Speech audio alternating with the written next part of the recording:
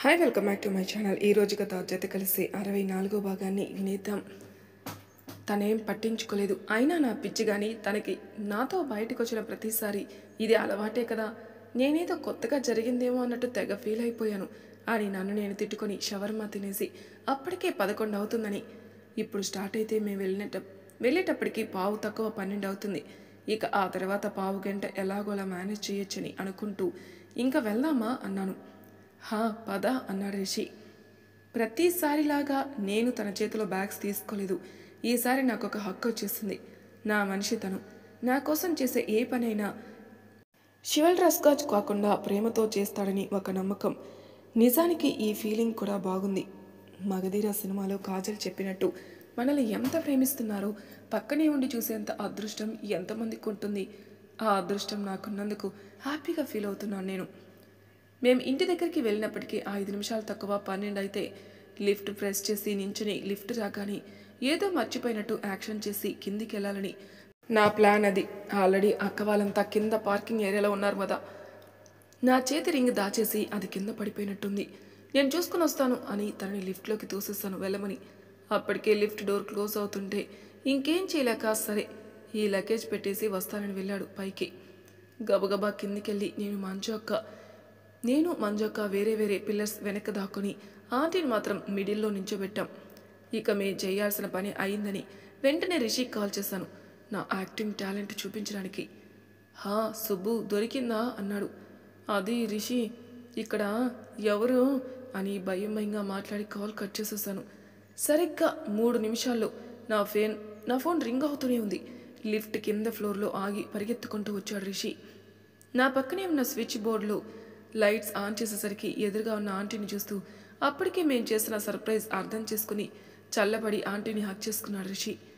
Happy birthday Rishi అన్నారు aunty. ఆ వెనకే చెవులు పట్టుకుని సారీ అన్నట్టు చూశాను తన వైపు. థ్యాంక్ యూ అని ఆంటీకి చెప్తూ నా చేతులు తీశాడు చెవుల మీదుల నుండి. హ్యాపీ బర్త్డే రా అని మంజక్క కూడా చెప్పేసింది. థ్యాంక్స్ అక్క అని తనకి చెప్పి అంకుల్ కూడా అక్కడే ఉండడంతో ఇద్దరూ ఒక 2 నిమిషాలు ఐ కాంటాక్ట్ ఇచ్చుకున్నారు. అదే హ్యాపీ బర్త్డే విషయమో మరి. ఓయ్ వారం రోజుల ముందు నుండి గొడ్డులా కష్టపడి ఇప్పుడు విషెస్ చెప్పవే అంది మంజు అక్క. అబ్బా బయట పెట్టేసిందే అని అనుకుని గోలు కొరుక్కుంటుంటే సరిగ్గా నాకు ఎదురుగా నించున్నాడు రిషి. ఒకప్పుడు వేరు, అప్పుడు రిషి నాకు జస్ట్ ఫ్రెండ్. ఇప్పుడు నేనేం తనని లవ్ చేస్తున్నానని చెప్పలేను, కానీ ఫ్రెండ్ కంటే ఎక్కువైతే చూస్తున్నాను కాబట్టి ముందంత ఫ్రీగా ఉండలేకపోతున్నాను. This is a mixed feeling. అది ఎవరికి చెప్పినా అర్థం కాదేమో అని స్ట్రైట్గా రిషి వైపు చూడలేక హ్యాపీ బర్త్డే అన్నాను. థ్యాంక్ యూ సుబ్బు అన్నాడు. హ్యాండ్ షేక్ కానీ హగ్ కానీ ఎక్స్పెక్ట్ చేసి ఉంటాడా అని అనుకుంటూ తన వైపే చూశాను. తనేం అలా అనుకోవడం లేదు, కానీ నాకే ఎందుకో అది కరెక్ట్ కాదనిపించి తన భుజం చుట్టూ చేయి వేద్దామని అనుకున్నాను. సార్ గారి జెండా కొయ్యి పొడుగు వల్ల కుదరలేదు అది. తనే ఒక అడుగు కిందికి వంగాడు. ఏం మాట్లాడుకున్నా భుజం మీద చెయ్యేసుకోమని చెప్పడమా ఇది అనుకుంటూ తన భుజం చుట్టూ చెయ్యేసి, నేను నీ బర్త్డేకి సర్ప్రైజ్లు గిఫ్ట్లు ఏమిచ్చానో అవెంత వాల్యుబుల్ అనేది నాకు తెలియదు, కానీ నా లైఫ్లో దొరికిన అతిపెద్ద గిఫ్ట్ నువ్వే Rishi.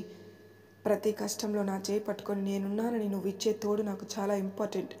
You are my family అన్నాను. థ్యాంక్ యూ సుబ్బు, నీ సర్ప్రైజ్ కూడా చాలా బాగుంది అని రిషి అంటున్నప్పుడే క్రాకర్స్ పేలుస్తుంటే ఒక్కసారిగా ఆకాశం వైపు చూసాం అందరం. వావ్ అప్రయత్నంగా చెప్పారు రిషి, అంకుల్, ఆంటీ. ఈ టైంలో క్రాకర్స్ ఏంటి అని అంకుల్ అంటుంటే, ఈ రోజేం క్రికెట్ మ్యాచ్ లేదుగా అన్నారు ఆంటీ. మెల్లగా ఒక్కో దీపం గాల్లో తేలుతూ వెళ్ళి హ్యాపీ బర్త్డే రిషి దగ్గర ఆగాయి. అది చూసిన వెంటనే రిషి, అంకుల్, ఆంటీ ముగ్గురు వావ్ అన్నారు అప్రయత్నంగా. మా ప్రయత్నం మేము చేశాం, కానీ అది ఇంత అందంగా వస్తుందని మాకు తెలీదు. అందుకే నేను మంజు అక్క కూడా షాక్ అయ్యాం. చాలా బాగుంది. ఎవరి ఐడియా ఇది అన్నారు ఆంటీ వీడియో రికార్డ్ చేస్తూ. సుబ్బు ఐడియా ఇచ్చింది, మంజు ఇంప్లిమెంట్ చేసింది అంది మంజు అక్క. ఆ మాట వినగానే టక్కున నా వైపు చూశాడు రిషి. ఏంటో రిషిని సూటిగా చూడలేకపోతున్నాను నేను. నీ సిగ్గు సంతకల్లా మన రిషిని ఏం పర్లేదు చూడు అని అంతరాత్మ గోల పెట్టేస్తోంది. థ్యాంక్స్ సుబ్బు అన్నాడు. అన్నిసార్లు థ్యాంక్స్ చెప్పకు, పర్లేదు అన్నాను. ఎప్పుడు అమ్మాయిలకే అబ్బాయిలు సర్ప్రైజ్లు గిఫ్ట్లు ఇవ్వడమే, కానీ ఒక్కసారైనా ఒక అమ్మాయి అయినా అబ్బాయిలకి సర్ప్రైజు గిఫ్ట్ ఇస్తుందేమో చూద్దామని చాలా రోజుల నుండి అనుకుంటున్నాను, ఈ రోజుకి కుదిరింది అన్నాడు అపార్ట్మెంట్ వాచ్మెన్. ఆ మాట వినగానే ఫక్కున నవ్వేశాం అందరం. వస్తారని చెప్పలేదు మా అన్నాడు రిషి. బర్త్డే రోజు కూడా ఉండవా నీ దగ్గర? ఇంట్లోకి వెళ్దాం పదండి అని నన్ను మంజు అక్కని పట్టుకుని ముందుకు నడిచారు ఆంటీ. వెనకే అంకుల్ రిషి పక్కన పక్కన నడుస్తుంటే వాళ్ళ మధ్య ఇప్పటికై సరైన మాటలు లేవని నిట్టూర్చాను నేను. కారు మారుద్దామని అనుకుంటున్నాం అమ్మా నేను. ఏ మోడల్ బాగుంటుందంటావు అన్నారు అంకుల్. సీటింగ్ కెపాసిటీ ఎలా తీసుకుందామని అనుకుంటున్నారు నాన్న? మాదే ఉంది, నువ్వు చెప్పు అన్నారు అంకుల్. 7 సీటర్ తీసుకుంటే ఎక్కడికైనా వెళ్ళడానికి ఉంటుంది. ఈ కారు మీరు వాడుకోవడానికి ఉంటుంది కదా అంది మంజు అక్క. అలా అంటావా? సరే మీ ఇష్టం అన్నారు అంకుల్. కార్స్ గురించి సుబ్బుకి తెలిసినంత ఎవరికీ తెలీదు అంది మంజు అక్క. అవునా, నువ్వు చెప్పైతే అన్నారు అంకుల్. నేను ఇంకొకసారి అన్నీ చూసి మీకు చెప్తాను అంకుల్ అని ఇంటి దగ్గర రావడంతో డోర్ ఓపెన్ చేసి నా రూమ్లో మంజు అక్క చేసిన డెకరేషన్ అంతా చూసి మురిసిపోయి కేక్ ఫ్రిడ్జ్ నుండి తీసుకొచ్చి పెట్టాను రిషి ముందు కట్ చేయమని. రిషి కేక్ కట్ చేసి ఫస్ట్ పీస్ ఆంటీకి పెట్టేసి తర్వాత అంకుల్ చేతికి ఇచ్చేస్తాడు. అసలు ఈ అబ్బాయిలకి ఇంత మొహమాటం ఏంటి తండ్రి దగ్గర? అదే మా నాన్న ఉంటే నేను ఎంత సరదాగా ఉండేదాన్ని అని అనుకుంటూ నించొనున్నాను ఆలోచిస్తూ. ఆ ఆలోచనలో నేను మునిగిపోయి తేలుతున్నప్పుడే కేక్ తీసుకొచ్చి నించున్నాడు ఎదురుగా. అంకుల్కి ఇచ్చినట్టే చేతికి ఇచ్చేద్దామని రిషివర్య ప్లాన్ వేశారు కానీ ఆ ప్లాన్ బెడిసి కొట్టి తిప్పికొట్టి నోరు తెరిచాను పెట్టమని. కేక్ పెట్టేసి తను వెళ్తుంటే మంజు అక్క నేను ఆల్రెడీ అనుకున్న ప్లాన్ సహాయంతో అంకుల్కి తనని ఎక్కడికి వెళ్లకుండా గట్టిగా పట్టుకోమని చెప్పేశాం ఆల్రెడీ. ఆ ప్లాన్ అంకుల్ తూచా తప్పకుండా పాటించడం వల్ల కేక్ రాసి ఫుడ్ వేస్ట్ చేయకూడదు కాబట్టి డైరెక్ట్గా ఎర్రమట్టి తీసుకొచ్చి పెట్టాం కేక్ షేప్లో. ఆంటీ నేను మంజు అక్క కలిపి తనెంత గింజుకుంటున్నా వదలకుండా ఫేషియల్ చేసి వదిలేసాం ఆ ఎర్రమట్టితో. అబ్బా అక్క ఏదో పాకుతున్నట్టుంది వదలండి అన్నాడు రిషి మొహం పక్కకు తిప్పేస్తూ. ఇది ఆపేస్తే బర్త్డే బంప్స్ ఉంటాయి అన్నాను. సుబ్బు మనం కొడితే వాడికేం తగులుతుంది? ఆ చేయి చూసావా, ఆటలు ఆడి రాటు తేలిపోయాడు. ఇదే కరెక్ట్, ఇంకా రాయి. వాడి చేతులు చూడు ఎలా కనిపిస్తున్నాయి. అక్కడ ఇంకా రాయలేదు అంది మంజు అక్క. ఇక మొత్తం రాశారుగా వదలండి అన్నాడు రిషి గింజుకుంటూ. రిషి నీకొక విషయం తెలుసా? ఏంటి సుబ్బు అన్నాడు మొహం చిట్లించి. తన అవస్థలు చూసి నవ్వొస్తుంటే ఇందులో ఎర్రమట్టితో పాటు ఇంకొకటి కూడా కలిపాం అన్నాను. ఏం కలిపారు? పేడ కలిపారా అన్నాడు వెంటనే. హే ఎలా చెప్పేశావు? నీకన్నీ తెలిసిపోతాయబ్బా అని నేను అంటున్నప్పుడే తన మీదకి ఎగ్గు టమోటా 2 దూరం నుండి వచ్చి మరీ తగలబోతుంటే వాటిని క్యాచ్ పట్టుకుని డోర్ వైపు తల తిప్పాడు Rishi. Hey what is sudden surprise, ఎలా ఉన్నారా మామా అంటూ రవి వాళ్ళని హాక్ చేసుకుని అడిగాడు రిషి. సూపర్ రా అని పాకెట్ నుండి ఇంకొక ఎగ్ తీసి రిషి నెత్తి మీద కొట్టాడు రవి.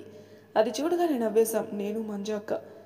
నీ అని తిట్టబోతూ వెనక అంకుల్ ఆంటీ ఉన్నారని వెంటనే ఆపేశాడు రిషి. మీలో మీరు కొట్టుకుని మమ్మల్ని తిడతారేం అన్నారు అంకుల్. అంటే అది అంకుల్. ఏంటి పెంకులు? ఇప్పుడు మీరు కూడా రోడ్డు మీద ఎవరైనా తిట్టాలంటే చెత్తనా కొడుకా అంటారు కదా అంకుల్.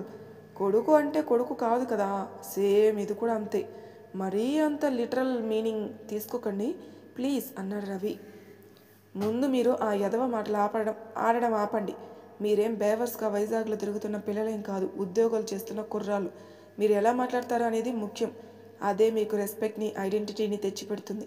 అయినా ఈ వయసులో నేనేం చెప్పినా అది మీకు లెక్చరర్ లాగానే అనిపిస్తుంది కదా రిషి అన్నారు అంకుల్. అని ఏదో మాటల్లో చెప్పేసి చిచి కాదు అన్నాడు రిషి. ఏమండి మీరు వాళ్ళని ఆడుకోవడం ఆపి ఇటు రండి అని పిలిచారు ఆంటీ. అంకుల్ అటు సైడ్కి వెళ్ళగానే రిషిని కొల్లబొడిచేశారు రవి వాళ్ళంతా. వాళ్ళకి కేక్ పీసులు కట్ చేసి ఇచ్చి మంజు అక్క వెనక్కి నించున్నాను నేను. గిఫ్ట్ ఇవ్వండి కొన్నారుగా అన్నారు ఆంటీ. కొంటే నేనే ఇవ్వాలా ఏంటి? నువ్వే ఇవ్వు సుజ్జి అని రూమ్లోకి వెళ్ళిపోయారు అంకుల్ నిద్రపోవడానికి. రవి, క్రిష్, ఆకాష్, రిషి నేను కూర్చొని మాట్లాడుకుంటుంటే జర్నీ చేసి రావడం వల్ల అలసిపోయి నిద్రకి ఆవలింతలు వచ్చేస్తున్నాయి వాళ్ళకి. కమ్యూనిటీ గెస్ట్ బెడ్రూమ్స్ బుక్ చేశారు మీకు అని వాళ్ళకి కీస్ ఇచ్చి టేక్ రెస్ట్ అన్నాను. థ్యాంక్స్ పండు, పుట్టి పెరిగాక నువ్వు చేసిన మొదటి మంచి పని ఇది అన్నాడు రవి. ఓయ్ అన్నాను అరుస్తూ. సరే మాకు సర్ప్రైజ్గా బెంగళూరుకి టికెట్స్ బుక్ చేసావుగా, అదే ఫస్ట్, ఇది సెకండ్లే అన్నాడు. ఏంటి సుబ్బు ప్లాన్ చేసిందా మీరు రావడం అన్నాడు రిషి. మేమే వద్దామనుకున్నాం కానీ బైక్ మీద వచ్చేద్దాం అనుకున్నాం. తను మిడ్నైట్ టైంకి రావాల్సిందే అని పట్టుబట్టి బస్ టికెట్స్ తీసింది అన్నాడు రవి. థ్యాంక్స్ సుబ్బు అన్నాడు రిషి. మీ థ్యాంక్స్ మీట్లు ప్రెస్ మీట్లు మేము వెళ్ళాక పెట్టుకోండి అని కీస్ తీసుకుని వెళ్ళిపోయారు వాళ్ళు. వాళ్ళు వెళ్ళగానే బాల్కనీలో నేను రిషి మాత్రమే ఉన్నాం. ఏం మాట్లాడలేని మౌనం, కానీ ఆ మౌనం కూడా బాగుంది, నాకు నచ్చింది. ఆకాశంలో నక్షత్రాల వైపే చూస్తూ మేమిద్దరం కూర్చొనుంటే ఏం చూస్తున్నారు అంటూ కేక్ వేడి చేసి తీర్చుకొని మా మధ్యలో కూర్చున్నారు ఆంటీ. ఏం లేదత్తా, నేను జస్ట్ స్టార్స్ వైపే చూస్తున్నాను అన్నాను నవ్వి. నీకు కేక్ వేడి చేసి తినడం ఇష్టమా అని అడిగారు ఆంటీ. కేక్ వేడి చేస్తే బాగుంటుందా, నేను ఎప్పుడూ తినలేదే అన్నాను. హా, ఫ్రాస్టింగ్ అంతా తీసేసి తింటే బాగుంటుంది అని నాకు స్పూన్ నోట్లో పెట్టి బాగుందా అని కళ్ళెగరేశారు. బాగుంది అన్నాడు తలోపి. రిషి నువ్వు కూడా తిను అన్నాను. వాడికి చాలా ఇష్టం కదా రిషి అని రిషికి తినిపించారు ఆంటీ. అత్త, మంజోకకి పెళ్లి సంబంధాలు చూస్తున్నారు కదా, ఒకవేళ రిషికి చూస్తే ఎలాంటి అమ్మాయిని చూస్తారు అన్నాను ఆవిడ ఒళ్ళో తల పెట్టుకుంటూ. రిషిక వాడింకా చిన్నోడు, అప్పుడే చేస్తే బాల్య వివాహం అవుతుంది పాపం అన్నారు ఆంటీ. అదేం క్వశ్చన్ సుబ్బు అన్నాడు రిషి. అలా కాదత్తా, జస్ట్ క్వాలిటీస్ అడుగుతున్నాను అన్నాను. ఇప్పుడు చెప్పబోయే క్వాలిటీసు ఏంటంటే, ఒకవేళ వీడు ఎవరిని లవ్వు కొవ్వు చేయకుండా మంజులాగా మీరే సంబంధం చూసి నాకు పెళ్లి చేయాలని చెప్తే మాత్రమే అప్లికేబుల్. లేదు, వాడు లవ్ చేస్తే ఆ అమ్మాయి ఎలా ఉన్నా నాకు ఓకే, వీడు ఆ అమ్మాయి బాగుంటే చాలు అన్నారు అత్త. చెప్పండి అన్నాను. సుబ్బు నాకు చాలా ఎంబారెసింగ్గా ఉంది అన్నాడు రిషి. నీకు ఎంబారెసింగ్గా ఉంటే చోలు మూసుకోపో అని తనని పక్కకు తోసేసి నువ్వు చెప్పత్తా అన్నాను. మనోడు బాగా హైట్ కదా, కొంచెం పొడుగుంటే బాగుంటుంది. గ్రాడ్యుయేషన్ కంప్లీట్ అయ్యి ఏదో ఒక జాబ్ చేసుకున్నా ఓకే, తన ఫ్యాషన్లో ఫాలో అయినా ఓకే. సిబ్లింగ్స్ బాండ్ తెలిసిన అమ్మాయి అయితే మంజుని ఆదరిస్తుంది కదా అని అనుకుంటున్నాను. వీడికి నోరు తెరిచి ఏది అడగడం తెలీదు. ఆ అమ్మాయి మనసు తెలుసుకొని చేస్తే బాగుంటుంది అన్నారు అత్త రిషి వైపు చూస్తూ. ఒక్కడు కూడా మ్యాచ్ అవ్వలేదు అని నన్ను నేను తిట్టుకొని నవ్వాను అత్త వైపు చూసి. అతిగా ఎక్స్పెక్ట్ చేశారా అన్నారు అత్త నవ్వుతూ. లేదు అన్నాను ఆలోచిస్తూ. మంజుకి ఒక సంబంధం వచ్చింది అంటూ ఫోన్ తీసి ఆ అబ్బాయి బయోడేటా ఫోటో చూపించారు నాకు రిషికి. ఆయనకి నాకు నచ్చాడు, అన్నిట్లో బాగున్నాడు. ఆ అబ్బాయి వాళ్ళది పొలిటికల్ బ్యాక్గ్రౌండ్ ఉన్న ఫ్యామిలీ, సొంత హాస్పిటల్స్ కూడా ఉన్నాయట. మంజు కూడా నచ్చితే మనం ఫర్దర్గా ప్రొసీడ్ అవ్వచ్చు అన్నారు అత్త. ఫర్దర్గా ప్రొసీడ్ అంటే అన్నాను. జాతకం చూపించడం, పెళ్లి చూపులు, అందరికీ నచ్చితే పెళ్ళి అన్నారు అత్త. అంత స్పీడ్గానా అత్త అన్నాను. గ్యాప్ ఎక్కువ వచ్చేసిందనుకో, ఒకరినొకరు తెలుసుకోవాలని, ఇంప్రెస్ చేసుకోవాలని ఇంకా కాంప్లికేట్ చేసుకుంటారు అని నవ్వారు. పెళ్ళికి ముందే ఒకరికి ఒకరం ఎక్కువ తెలిసిపోతే పెళ్లి తర్వాత బోర్ కొట్టేస్తుందా అన్నాను ఆశ్చర్యంగా. అలా అని ఏం లేదు, బట్ ఈ జెన్జీ జనరేషన్లో మీ అటెన్షన్ స్పాన్ తగ్గిపోతుంది కదా, అన్నీ ముందే తెలిసిపోతే ఆటోమేటిక్గా ఇంట్రెస్ట్ అండ్ అటెన్షన్ తగ్గుతాయి, గొడవలు వస్తాయేమో అని నాకు భయం అన్నారు అత్త. ఏంటి సుబ్బు అంత కంగారు పడుతున్నావు, కొంపదీసి లవ్ చేస్తున్నావా ఏంటి ఎవరినైనా అంది మంజు అక్క వెనక నుండి ఆంటీ మెడ చుట్టూ చేతులేసి. ఏ తప్పేంటి, అదే ట్రెండ్ అయినా నువ్వు ఎవరినైనా లవ్ చేస్తే నా ఫుల్ సపోర్ట్ నీకే సుబ్బు. అందరినీ నేను ఒప్పిస్తాను కానీ ఒక మంచి బాధ్యత కలిగిన అబ్బాయిని ప్రేమించి చాలు అన్నారు ఆంటీ. ఆ మాట అన్నారు, నాకు అదే చాలు అన్నాను నేను. సుజ్జి ఇంక పడుకోరా, మీరు 2:30 అవుతుంది, ఈ టైంలో కబుర్లేంటి, రేపు గుడికి వెళ్ళాలిరా అని పిలిచారు అంకుల్. అవును చెప్పడం మర్చిపోయాను, రేపు ఉదయం అందరం గుడికి వెళ్దాం, మీ ఆఫీస్ టైంకి వచ్చేద్దాం అన్నారు ఆంటీ. లేదత్తా, నేను వర్క్ ఫ్రమ్ హోమ్ పెట్టుకున్నాను, పర్లేదు అన్నాను నేను. అయితే ఇంకా మంచిది, నేను పడుకుంటాను, మీరు త్వరగా పడుకోండి అని ప్లేట్స్ పెట్టేసి పడుకోవడానికి వెళ్ళిపోయారు ఆంటీ. రే రిషి, సుబ్బు ఆఫీస్లో ఎవరినో లవ్ చేస్తున్నట్టుందిరా, అమ్మతో ఇండైరెక్ట్గా చెప్పింది అంది మంజు అక్క. ఆ మాట వినగానే చప్పున తల తిప్పి చూశాడు నా వైపు. నీకు చెప్పలేదా అంది మంజు అక్క. లేదు అన్నట్టు తలూపాడు. మనకెందుకు చెప్తుందిలే అని సాగదీసి, నాకు నిద్ర వస్తుంది, నేను వెళ్తున్నాను, సుబ్బు పాప నీ రూమ్లోనే పడుకుంటున్నాను, త్వరగా రా అని వెళ్ళిపోయింది. చచ్చాను పో అనుకుని కామ్గా కూర్చున్నాను, ఏం మాట్లాడుకున్నా. సుబ్బు అది నిజమా? ఏది? అదే మంజు అక్క చెప్పింది కదా. ఏం చెప్పింది? అదే ఏది రిషి, నువ్వు ఎవరినో లవ్ చేస్తున్నావని హెసిటేట్ అవుతూ అడిగాడు. నువ్వేమనుకుంటున్నావు? నీ విషయంలో నేనేమనుకుంటాను సుబ్బు అన్నాడు. అయితే నీ విషయంలో కూడా నేనేం అనుకోకూడదా రిషి? సాగదీసి అడిగాను. నువ్వు అనుకోవచ్చు. అదేంటి నేను అనుకోవచ్చు నువ్వు అనుకోకూడదు? ఏదేమైనా సూడో ఫెమినిజం లాంటిదా? అలాంటిది ఏం లేదు కానీ చెప్పు. ఏం చెప్పాలి? నాకు ఆకలిస్తుంది. ఇందాక మనం తిన్నవి అరిగిపోయాయి. నీకోసం మ్యాగీ చేసి పెట్టనా అన్నాను. నేను చేస్తాలే పర్లేదు అన్నాడు. నేను చేస్తే ఏమి అరిగిపోనులే కానీ అని మా ఇద్దరికి నేను బావ దగ్గర నేర్చుకున్న ఫ్రైడ్ మ్యాగీ చేసి బౌల్లో వేసుకొని వచ్చాను. ఇందాక అడిగిన దానికి ఇంకా ఆన్సర్ చెప్పలేదు సుబ్బు నువ్వు. ఒకవేళ లవ్ చేయడం స్టార్ట్ చేస్తే నీ నుండే స్టార్ట్ చేస్తానులే రిషి అన్నాను. అంటే మంజోకి చెప్పినట్టు ఏమీ లేదు అంటున్నావు కదా? ఉంది అంటే హ్యాపీగా ఫీల్ అవుతావంటే ఉంది అనుకో. అర్థమైందిలే. But thank you for making my birthday special Subbu అన్నాడు. నువ్వు చేసినప్పుడు నేను ఎన్నిసార్లు థ్యాంక్స్ చెప్పానా? I don't know Subbu. ఎందుకో చాలా బాగా అనిపించింది ఈ బర్త్డే అన్నాడు రిషి. 22 కదా, స్పెషల్గా ఉండాలి కదా మరి. చిన్నగా నవ్వేసి ఊరుకున్నాడు రిషి. ఓయ్ మ్యాగీ చేసి ఇచ్చేస్తే కాంప్లిమెంట్ చేయవా అన్నాను. చాలా బాగుంది చాలా అన్నాడు. అయితే జాబ్స్ మానేసి మ్యాగీ బండి పెట్టేసుకుందామా అన్నాను కళ్ళెగరేస్తూ. నువ్వు ఎప్పుడంటే అప్పుడే, నేను రెడీ అన్నాడు రిషి.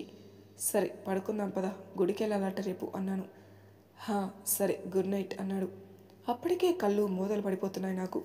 మౌనంగా వెళ్ళి బెడ్ మీద అడ్డంగా పడుకున్నాను. తర్వాత రోజు నేను లేచేటప్పటికే మంజు ఒక రెడీ అయిపోయింది. ఇల్లంతా సాంబ్రాణి పొగ కూడా కనిపిస్తుంది. ఆంటీ అంకుల్ ఉన్నారు కదా అని లేచి ఫ్రెష్ అయ్యి కాఫీ పెట్టుకుందామని కిచెన్లోకి వెళ్తుంటే పాయసం చేస్తూ నాకు ఒక కప్పు కాఫీ కలిపి చేతిలో పెట్టారు ఆంటీ. థ్యాంక్స్ అత్త అని కాఫీ కప్ తీసుకుని కూర్చున్నాను సోఫా దగ్గర. దేవుడి కోసం అంకుల్ బయటకెళ్ళి పువ్వులు తెచ్చినట్టున్నారు. ఆంటీ ఏమో మొత్తం అన్ని దేవుడి పటాలకి ఆ పువ్వులు తగిలిస్తూ హాల్లో ఉన్న వెంకటేశ్వర స్వామి విగ్రహానికి కూడా వేయబోతూ క్లీన్ చేసుకోరా, చూడండి ఎంత డస్ట్ పెరిగిపోయిందో దాని మీద అని దాన్ని క్లీన్ చేయడానికి లోపలికి వెళ్ళి క్లాత్ తీసుకొచ్చే లోపే దాని కింద రిషి వర్య నాకు రాసిన లెటర్ ఉందని గుర్తొచ్చి ఆల్మోస్ట్ గుండె ఆగింది. కిచెన్ నుండి వస్తున్న అత్తకి అడ్డంగా వెళ్ళిపోయి నేను క్లీన్ చేస్తాను అత్త, ఆవిడ దగ్గర క్లాత్ లాక్కొని వెళ్తుంటే అరే నేను క్లీన్ చేస్తేనే కదరా, నేను ఖాళీగానే ఉన్నాను, కాఫీ తాగు వెళ్ళు అన్నారు అత్త. లేదత్తా పర్లేదు నేను చేస్తాను అన్నాను. సరే నువ్వే చెయ్యి కానీ కాఫీ తాగేసి చెయ్యి అని ఆ క్లాత్ నా చేతిలో పెట్టేసి వెళ్ళిపోయారు కిచెన్లోకి. అమ్మయ్యా అనుకుని అర్జెంటుగా ఆ పేపర్ ఆ విగ్రహం కింద నుంచి తీసేసి నా రూమ్కి తీసుకెళ్ళి బెడ్ మీదకి పెట్టేసినాను.